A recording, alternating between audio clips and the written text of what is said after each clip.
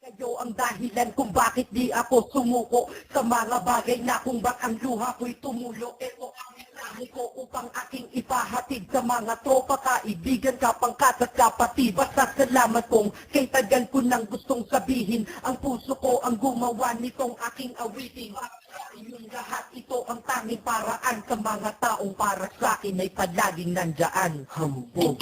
Kayo ang dahilan kung bakit di ako sumuko sa mga bagay na kung ba't ang luha ko'y tumulo. Ito ang mensahe ko upang aking ipahatid sa mga tropa, kaibigan, kapangkat at kapatid. Basta salamat kong kay tagal ko nang gustong sabihin. Ang puso ko ang gumawa nitong aking awitin. Para sa inyong lahat ito ang tanging paraan sa mga taong para sa akin ay palaging nandyan. Upang ako'y mabigyan ng kalakasan ng loob at manatili na nakatayo at di patataob na kahit na anumang pagsubok na nagdadatingan. Di ako takot pagkat alam kong may mananapitan. Pag ako ay mayroong problema na dinadala, akala ko ako'y nag-iisa, ngunit hindi pala. Alam niyo ba kung bakit?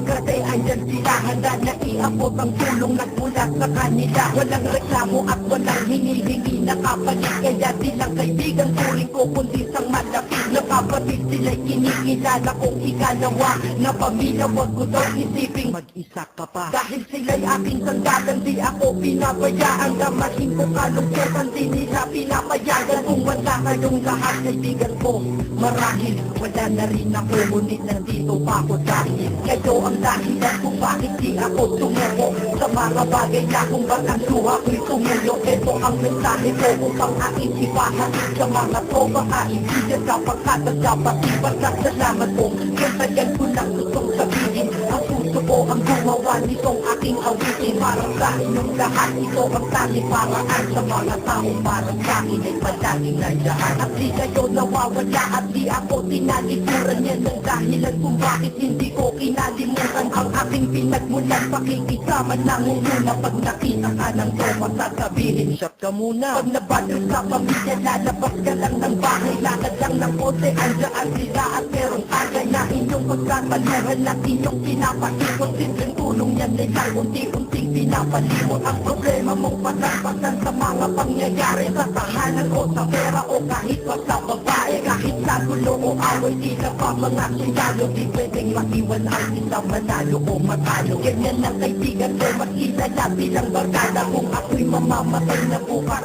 ako'y handa na. At kung may ikalawang mundo o buhay para sa akin, sana magiging tropa ko kayo pa rin. Kayo ang dahilan kung bakit di ako sumuko sa mga bagay na kung ba't ang luha ko'y tumulo. Ito ang mensahe ko upang aking ipahatid sa mga tropa, kaibigan, kapangkat at kapatid. Basta salamat kong kay tagal ko nang gustong sabihin. Ang puso ko ang gumawa nitong aking awitin. Para sa inyong lahat ito ang tanging paraan sa mga taong para sa akin ay palaging nandyan. Kaya ako'y kontento na dahil kayo'y naging parte ng buhay ko. Sa kabutihan nyo, ano ko gagante? Magtatawagan ng mga tropa, kita-kita lang sa kanto. Pagkatapos didiskarte ng pichelo, di at baso. Papaikot ang sombrero para mag-ambag ang tropa. Kahit pwede na, basta lang magmakatropa.